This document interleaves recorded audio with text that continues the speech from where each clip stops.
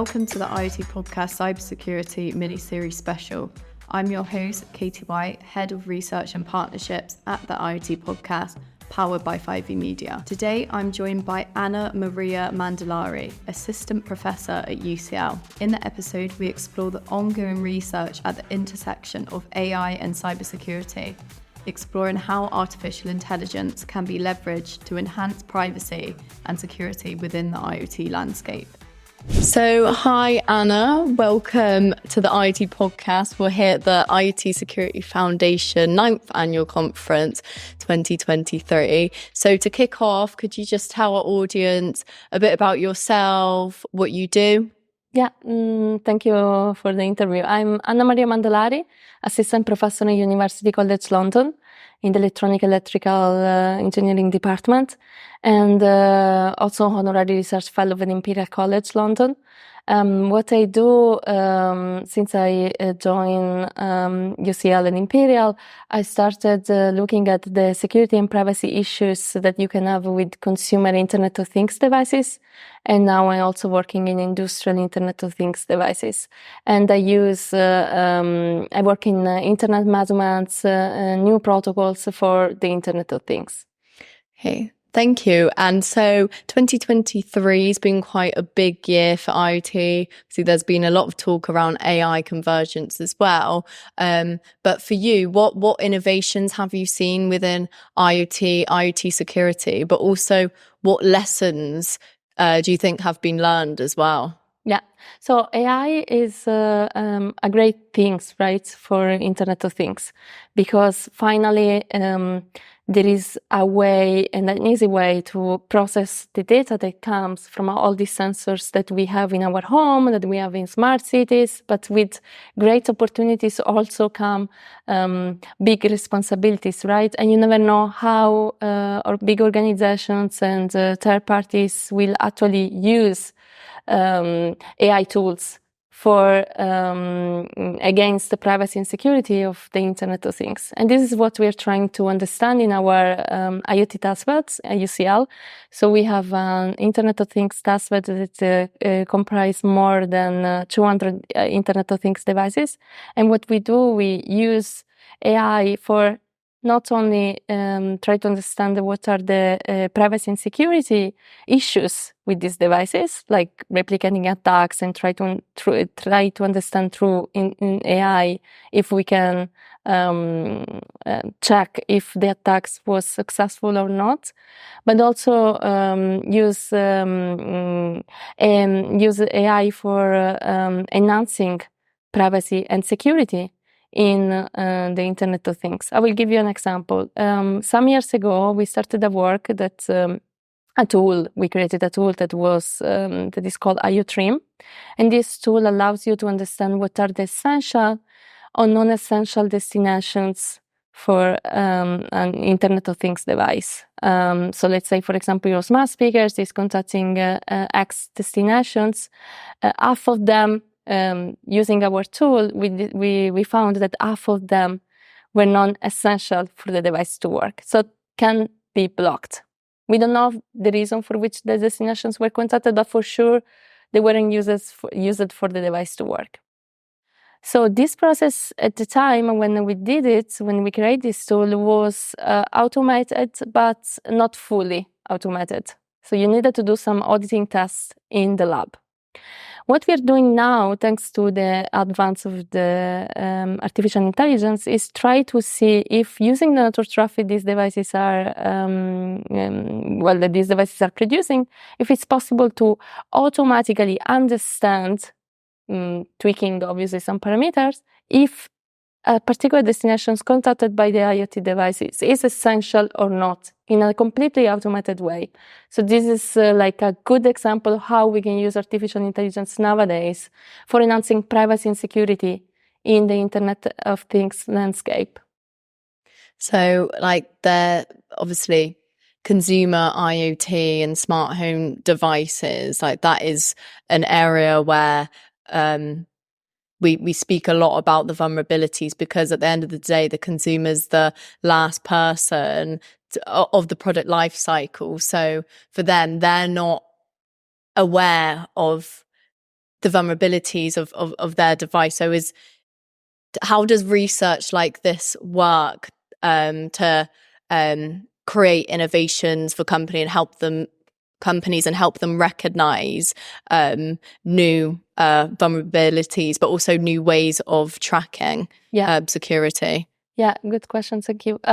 So in our testbed, since we started this project, we found thousands of vulnerabilities for these devices. Some devices were performing some unexpected behavior, like, for example, smart televisions contacting third parties without the user knowing, smart cameras activating without any motion at home and sending the videos completely unencrypted in the internet without the user knows. Smart speakers misactivating when you're not even saying the wake words, but some wake words that is similar to the wake words, so the user doesn't know that it's recorded. How we can so basically the first research we did was like devoted to understand what are these privacy and security vulnerabilities. In one of the latest work that we did, we discovered that it's super easy, very, very easy to do replay attacks on these devices, meaning that some malicious devices internal to the house can control another device and switching on your light or open the garage of your, the door of your garage, controlled by the smart devices.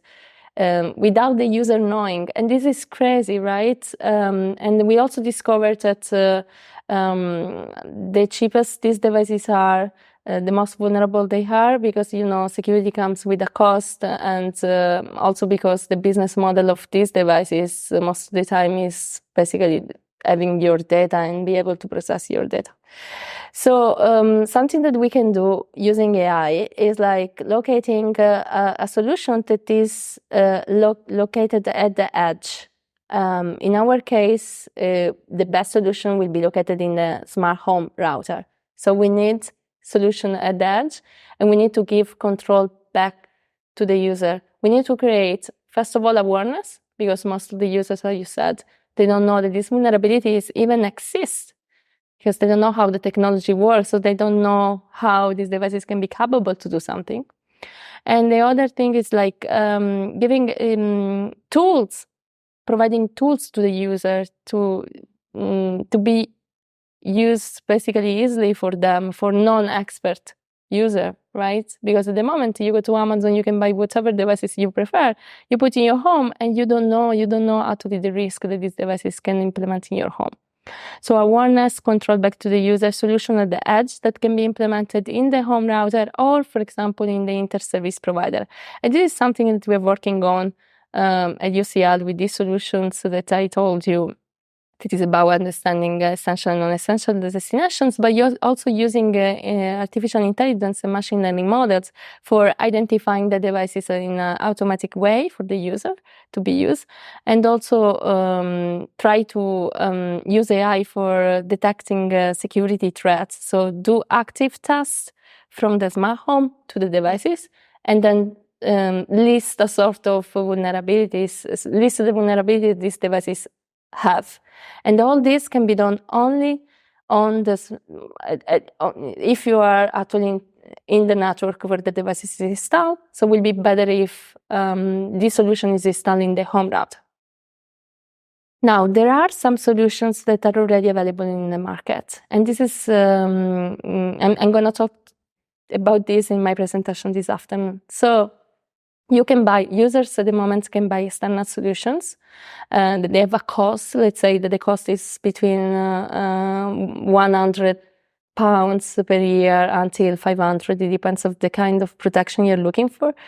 Usually these devices are like boxes that you can install next to your home router, and then all the traffic is routed through these boxes, and they claim to protect and detect using AI or other basically technologies to detect privacy and security threats. So now what we did in our in one of our latest paper that was presented in IEEE Security and Privacy Symposium this year was like try to see if actually these devices, these IoT safeguards, are doing what they're claiming to do.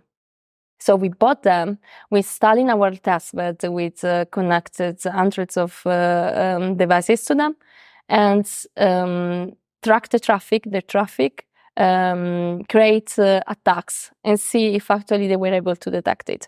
And the results were a little bit surprising. So some of them were able to detect simple attacks, but not very complicated one.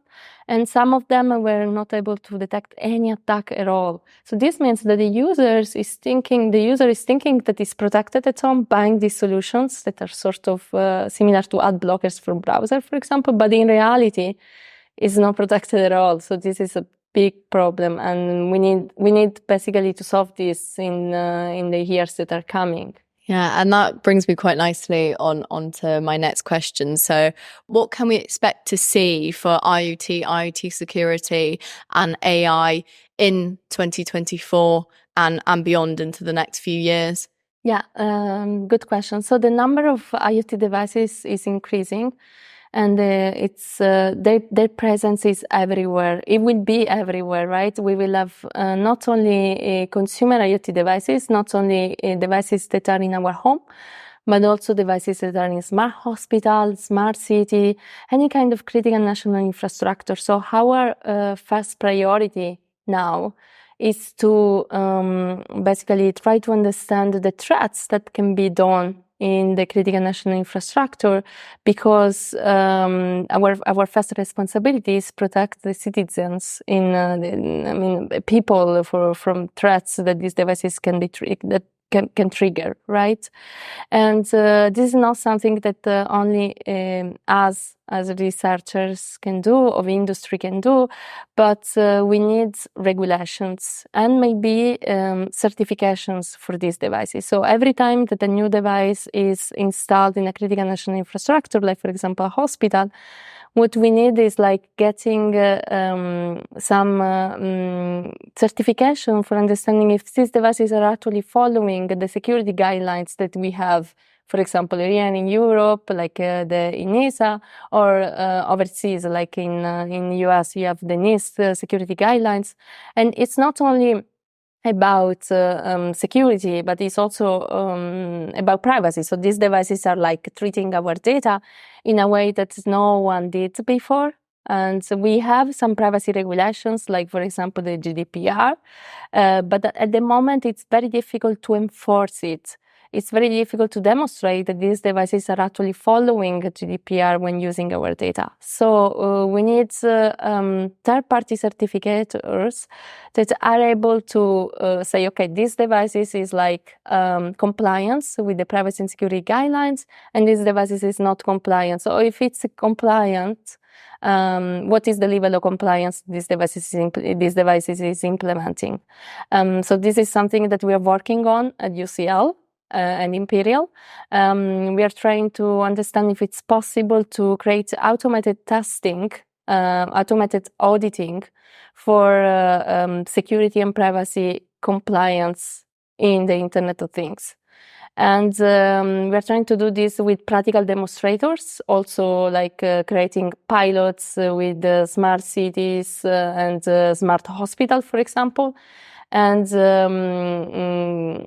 my impression at the moment about the next years is that the market of these devices, so these devices are always more present in our life, and the regulations and enforcement of regulations are really behind the market growing at the moment. So we need to do something together with governments, inter-service providers, researchers, industry. And we need to do it now, because this landscape is like moving fast, and regulations are really too slow at the moment for what these devices can do in the future. So we need to do something now. Thank you so much for speaking to me today, Anna. It's been great to hear about the research that you've been involved in recently, and it will certainly be exciting to see how it all pans out over the next year and the next few years as well. Where can our audience find out more about you? Yeah, so I'm in Twitter. You can find with my name, Anna Maria Mandalari, and also annamandalari.com is my webpage with all my publications and latest blogs, research. Just reach out like through my personal webpage. I'm very lucky because my name is unique. There is no one in the world called with the same name and surname. So this means that if you Google Anna Maria Mandalari, you will find only me. Well, thank you so much, Anna. Have a great rest of IOTSF 2023.